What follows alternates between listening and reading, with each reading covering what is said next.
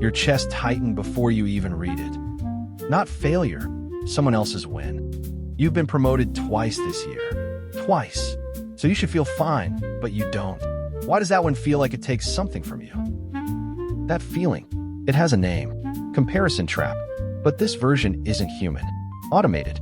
Updated in real time, while you're still catching up. You know it's not real, yet it feels like it's tracking you. And that quiet pressure doesn't stop. That feeling, it has a name. Comparison trap. But this version isn't human. Automated. Updated in real time. While you're still catching up. You know it's not real, yet it feels like it's tracking you. And that quiet pressure doesn't stop. The mirror updates faster than your reflection. You know it's not you. But that shame, quiet and daily, you carry like yours. It's not a flaw, it's the design. You tell yourself that. Yet it doesn't feel lighter. Why does it still weigh? You did the work, shipped the project, but the metric moved again. And suddenly, you're behind. Again, you should feel fine. But you don't. Welcome to the new hierarchy. Or is it just the same one, repainted? That survey? 2023, CNBC. 70% of high earners still feeling it. Insecurity, above median. The numbers don't lie, but they don't help. You've seen this. It's meant to reassure, but it doesn't. Not one of them is yours. There's someone else's, all of them. And you're already measuring yourself against it. Nothing's wrong with that, right? So why does it feel like you're falling behind? It's not your boss moving the goalpost. It's a model, trained on the top 1% of human output. That's your baseline, your benchmark. You're supposed to measure yourself against that, against something that isn't even a person. 40% more pressure, no extra pay. The Fed confirms it. So why does the hierarchy still feel personal? Let me ask you something. When did you last feel genuinely finished, not just done for the day, but actually enough? Can you even remember that feeling? Every ping feels like your place just changed. Every post quietly measures you. You were never built for this much status data. And somehow, that's exactly what Silicon Valley needs. This isn't a productivity problem, is it? It feels like something else, like your mind stopped being yours. The comparison trap just keeps running, and you never remember turning it on. Maybe this isn't just money anxiety.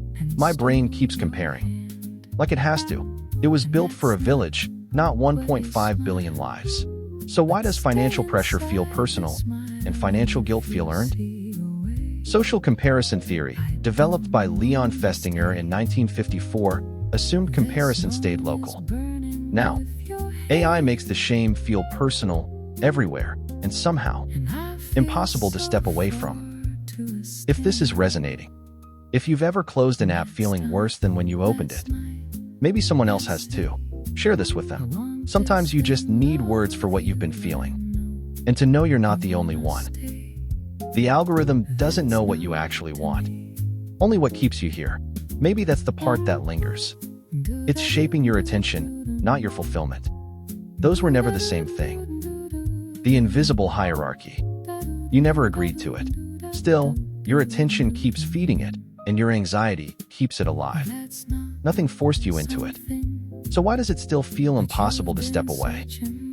The status competition used to be material. A car, a house, a title. Now it feels different. Quieter.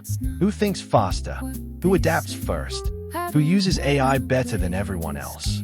You aren't trying to compete. So why does it feel like you already are? AI leverage has become the new wealth signal. And somehow that should feel like enough. So why does the comparison trap still follow? Faster shame. Same cage. Just harder to see. The moment you realize the metric was never yours, something shifts. Not because AI lost, because you finally stopped measuring yourself by what the machine quietly convinced you is enough. Strategy 1. Define your own benchmark before you open any platform. One sentence written by hand. Today, I am enough if I accomplish. Own the definition before the algorithm does. Strategy 2. Audit your comparison inputs. Every feed you follow is a teacher. Ask, is this showing me what's possible? Or making me feel behind? Unsubscribe from invisible leaderboards. Strategy 3. Measure rate of improvement, not absolute position. You are not competing with AI's ceiling. You are building your own floor. That's the only metric that compounds. Strategy 4. Use AI as leverage, not as a mirror. The tool exists to extend your thinking, not to reflect back a version of productivity you were never designed to replicate at its speed. Strategy 5. Invest in cognitive community. The antidote to an algorithmic hierarchy is a human one. People who measure each other by depth, not throughput. Next video, how to build one deliberately. The new status competition is cognitive, but your mind was never built to sprint. You already know that. So why do you still chase the pace? Maybe depth, clarity, and self-direction were always the real AI leverage. You'll see that notification again. Your chest might tighten. Again, now you finally have a name for it. Maybe that's where freedom begins. Not from comparison, but from the quiet authority it somehow had over you. Maybe you're not behind, even if it keeps feeling that way. Millions are chasing a standard that was never human. So why does failing it still feel so personal? The comparison trap is artificial. It was built, and anything built can be understood, named, and disarmed. Not with rage, but with the quiet precision of someone who finally sees the mechanism clearly. If this video finally gave a name to something you've been carrying, subscribe. Every week, quiet money stays with the thoughts you keep circling. Your money anxiety, financial pressure, and financial guilt. The ones the algorithm never seems to notice.